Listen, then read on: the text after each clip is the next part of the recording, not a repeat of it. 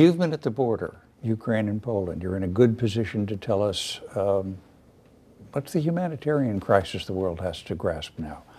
How can the world be useful? Well, it is totally striking at the border to see the percentage of women and children relative to the overall population. I mean, it's millions of people crossing, and out of every million, 90+% women and kids, and to the degree there are men, they're elderly men. So that creates knock-on effects forever. Heartbreak, this searing separation that they're carrying with them, but also what's a mom to do, right, with 3 kids showing up in Berlin or in Warsaw, or can they start working? The EU's been great giving them work permits, but how to get your kids on track when they don't yet speak the language of the country they're arriving in. Luckily, unlike most refugee crises, it has been open sesame, open hearts, open borders, open homes. In Poland, you get a small subsidy, if very, very small, if you care for a Ukrainian family, and Poles are falling all over themselves almost to compete for families as they come to train stations. But it's not like, as if the resources they get are enough to cover a kind of long-term protracted crisis. So one thing to worry about is that population that has crossed in further into Europe. The biggest worry that we have here at USAID is the people trapped still inside Ukraine who would like nothing more than to leave, but who are fully encircled by Russian forces who are bombarding them. And there it's about diplomatic pressure combined with having truck after truck filled with supplies ready to take advantage of any opening if it arose. But the Russians do not seem all that bothered by bombing civilian centers to smithereens, and it stands to reason that if that's what you're prepared to do, it doesn't bother you much to deny people food, medicine, water. And that's sort of the attitude that they've taken, particularly in those towns in the south, like Mariupol. You touch on something in your answer that intrigues me. When you were United States ambassador to the UN, you notably invited the Russian ambassador to, I believe it was Thanksgiving dinner. I did. And that was even at a time where you disagreed sharply about everything. I believe it was after the invasion of Crimea and Russian actions in Syria. But there was a human connection there, and you spoke well of him at the time of his death. Is there the opportunity for that kind of human connection now, or is it gone or suspended? Well, my view as an apparent human is we can never give up on the possibility of finding that human connection, but in his case, I was able to muster that because he was also, in addition to us talking about our families and sports and trying to remember the things we had in common even as we clashed fiercely, I was always able to pull him aside and get him to brainstorm with me about how we address the situation. And I think what's been so impossible lately is that whatever you might have in common as parents or as Christians or as, book lovers or whatever, the kind of human connection, if a person on the other side of the table is only willing to defend the indefensible and not ever willing to show that same humanity in negotiations, particularly private negotiations, if they remain the same on camera and off, then what? Then they are defending, large-scale attacks on population centers, the use of food and water as weapons of war, the invasion of someone else's country. I mean, there has to be some way in which the humanity that they're prepared to show when talking about their kids or their grandkids would actually translate into how they think and talk about Ukrainian kids and grandkids. So for as long as I and the Russian ambassador at the UN were able to try to bring that creative spirit, even if publicly he was doing what he was instructed to do, I felt it was justified because my job is to turn over every stone and try to see, is there a path to make some difference somewhere? But my understanding currently is that there's not that same willingness to to put the script aside and really think about how to make things better. Quite the opposite. What's, as you see it, the health of democracy around the world? I'd say a couple things. I mean, first, the statistics are what they are. Democracy has been in retreat now for, I think it's going on 17 straight years. That's a pretty poor losing streak. But I think what's different now, and we saw this in President Biden's Democracy Summit, is the resistance, so-called, or the democratic forces, the liberalizing forces, the reformist forces, are on offense more than they have been in the past. And I say that, one, everybody's conscious of the democracy recession, the rise of strong men, perceived strong men in established democracies was a wake-up call for many. But the kind of collaboration now in terms of how do you protect your election infrastructure, not only from cyber attacks, but also how do you guard against misinformation?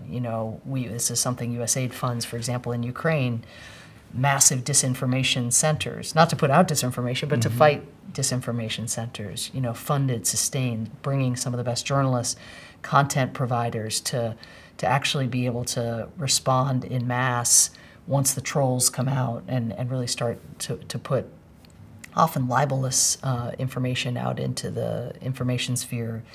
One of the things we've just set up is a defamation defense fund, because part of what accompanied this democratic recession was, on the part of leaders, but also cronies, a tendency to sue journalists who were exposing their ill-gotten gains. And so the playing field was getting more and more skewed over time as journalists would do their work, would expose the Achilles heel of an illiberal actor or of a repressive and corrupt entity, and then the wealthy entity would just turn around, sue the journalist, drive the journalist or the publication out of office. So we've created a defamation defense fund where, if sued, that journalist now will have insurance and be able to guard against that lawsuit. So thereby, again, trying to right the playing field a little bit more.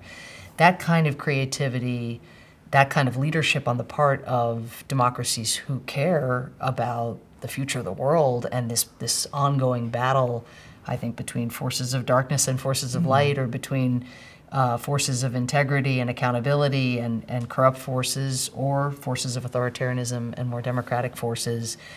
The battle lines are now drawn, and I think what we know is that we are stronger together, and the kind of disparate impact, the disparate kind of dissipated efforts that were taking place as people kind of rested on the idea that, well, history's going to bend in the right direction eventually, right? And it was almost like it took the realization that that arc of history doesn't bend on its own, and we better get organized, that now it feels like it's a real contest, and it's being played out between within countries, between, in very polarized environments, between those who, for example, want to expand, human rights, and those who have a more, have a smaller version of who the state belongs to, or who the state is for, or whether humans should have rights vis-a-vis the states. I mean, those contests are playing themselves out, and I think now you have democracies more united, looking out to see how they can support those actors on the front lines in countries where the future of whether democracy can hang on is actually being contested. Is USAID trying to analyze and, in a sense, refocus some of the support they give at the local level in countries around the world?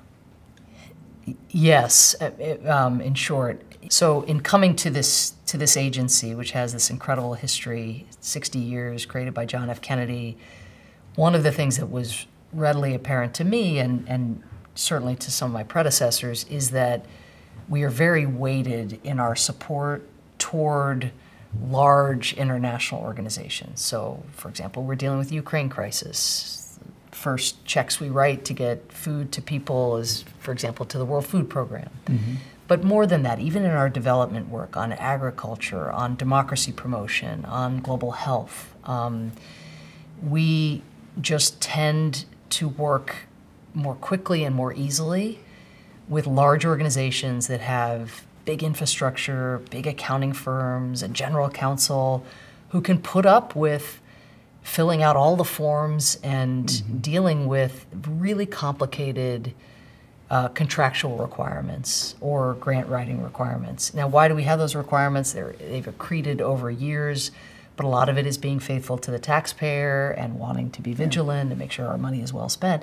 But the impact of that has meant that if you're a little NGO, or and you're contesting domestic violence in a country, or you're a plucky remote health clinic, or you're a startup media organization comprised of local journalists, you may not have the ability to just go through that process. And so what we have to do at USAID is right the balance, and I've set a target of ensuring that 25% of the assistance we give goes to local partners over the life of this administration.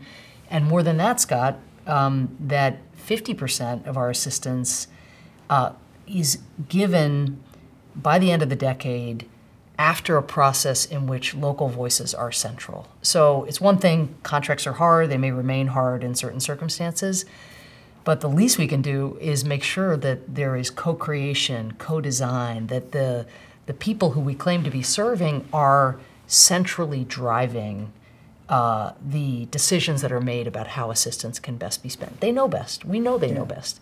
And yet, again, over time, it has been too weighted toward, in a sense, giving money to ourselves. And the effect of that is it's antithetical to the local empowerment, objective that, of course, we have over time. And it's contrary to the objective of sustainable development, not just development, but actually being able to work yourselves out of jobs. Our goal is to leave. They want trade, not aid, anyway.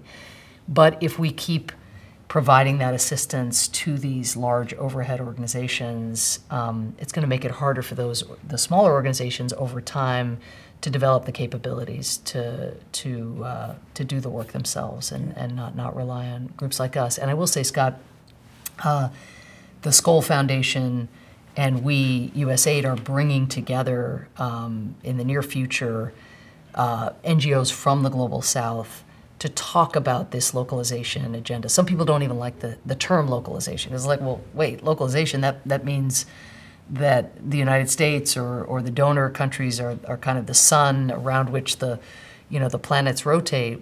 We want to make it truly done in a spirit of partnership, and this shift in orientation toward local partners comes about very much because of the cries and demands and appeals from local partners who felt like their voices were not really helping shape the way assistance was spent, and that the results were not optimal as a result of that. There are a couple of organizations, I don't even call them organizations, groups, people doing something that you admire and that need encouragement, that you've learned about, that you can mention and we can learn about them too. Well, let me say that the first thing we're going to do is pilot this agenda in Central America, in the Northern Triangle countries, namely Guatemala, El Salvador, and Honduras. And we'll dedicate a pool of money, $300 million, in an initiative called Central American Local. And so the idea there is that it will be that $300 million, if the money is to be spent, if the resources are to go out the door and help the beneficiaries that we are focused on, it will go to local organizations. And that'll be proof of concept, because we need also to go to Capitol Hill and say, you see, it can be done. We can do it, it can be done transparently, there won't be corruption, and look at the impact that these local organizations have achieved. To your question, I have seen on the ground, for example, a shelter that welcomes young girls and young women who have been trafficked. In Honduras, this is a shelter that I visited. This is an example of an organization that was actually an organization that worked through a big international partner, but now is, in a sense, standing on its feet, able to do the contracting and able to work with USAID on its own. And that means more resources will get to the girls. and the young women. It's not going to then be spent on overhead for some accounting firm, back here in Washington. So that's an example of one. I think in the realm of HIV/AIDS, there's been a sea change in the transition from working with large international partners to actually working with local organizations who are the ones who do the public information campaigns to get people to get to the clinic, to take their antiretrovirals on time. And that's one of the reasons we've been able to make such inroads in HIV/AIDS, a disease that was reducing lifespans by decades, only a decade or two ago. For COVID, we have sought to build on those local partnerships, and that is actually who we are working with now as we try to surge vaccination rates, because we know that the vaccination rates are too small in many developing countries, but the key partners, the ones who will know, why are women not going to clinics? It's that crazy meme on social media that says that fertility is affected. That's what's causing women in my community to not take up what can be a life-saving tool that is being made available, because no longer is there a supply issue. A lot of this is about disinformation and uptake, but it's only people in particular communities who can know, that's actually, my imam or my priest has actually been using the pulpit in a way that's been damaging to the COVID vaccination drives. Well, maybe we can get these other priests or these other imams to engage and see if we can make more progress that way. The people who are best able to help us move our anti-COVID agenda forward are those who live in the community and are sitting in the pews, working in the clinics, and who know what's driving, what are the incentives and disincentives that are driving people towards certain decisions. One last question, if I might. How do you, given your interest and experience in human rights, how do you finesse the balance sometimes between trying to be useful to people in a country who might live in an authoritarian society, recognizing that the aid you give might only be diffused by and actually strengthen the government for which you might have little use, at the same time you have people in genuine need? Well, USAID gives kind of two kinds of assistance, right? So the first is humanitarian assistance, keep people alive, make sure they have access to medicine, make sure just that they have enough rations to get them through the day. And again, the underlying premise of humanitarian assistance is that a war will end at some point and people will get to go home. And the tragedy of recent years is that so few wars have ended and that wars are just lasting longer and longer. So people are living in this state of protracted displacement. But I think we recognize that it's the compassionate thing to do. It's also in our interest to try to ensure that people not only have access to food, but also that kids don't lose years of schooling, and so that they get at least basic education and have the chance, at least as many of the opportunities as their similarly situated peers who aren't in war zones might have. And so that's where a lot of the resources go to as well in the humanitarian space. And there, is it the case that if you're feeding people in Russian-occupied Ukraine, that takes one thing off the list of things that Putin has to worry about? Maybe, but the truth is that, the civilians who are affected by conflict and by war and by Putin's invasion, they didn't sign up for this, right? And the coldness with which Russia has prosecuted this war also is how Russia governs when it takes over territories, with no interest in whether the kids are getting an education or whether food is provided, to the people. So humanitarian assistance is delivered on the basis of need, and I think were it to change, that would potentially create a lot of perverse outcomes that we would not wish to see. When it comes to development assistance or democracy and governance assistance, this other category, there, when we are working in undemocratic societies, by and large, what we are trying to do is strengthen those institutions that enhance accountability. So there, while yes, true, we may be working in a health ministry and maybe the election wasn't free and fair, but we're getting people PEPFAR meds or we're getting them COVID vaccines, there's some of that. But that's in, again, our shared interest to prevent a pandemic or to end an HIV/AIDS epidemic eventually. But so much of what we do is actually support, journalists, give people the kind of training they need in order to be activating locally, in order to be holding, if not, the head of state account, the mayors and the city councilors and others. And those investments in the rule of law, those investments in women's empowerment and girls' empowerment, those may not pay off tomorrow, against a backdrop, again, of surging anti-democratic repression. But we've all had the experience of meeting that now young woman who first got her start at an after-school USAID-funded program where she was learning how to raise her voice in the face of bullying or in the face of a high prevalence of sexual violence. And as she raised her voice and got the training in that space, later she decided she was going to protest that mine that was being raided by a foreign conglomerate, and she got activated that way. And then lo and behold, she became a member of parliament. And along the way, USAID and other donors and other foundations and organizations are able to meet individuals in a fashion where you never know where it's going to lead, but you know that your job is to do everything you can to ensure that that voice is heard. And so it's a long game. Administrator Power, thanks so much. Thank you, Scott.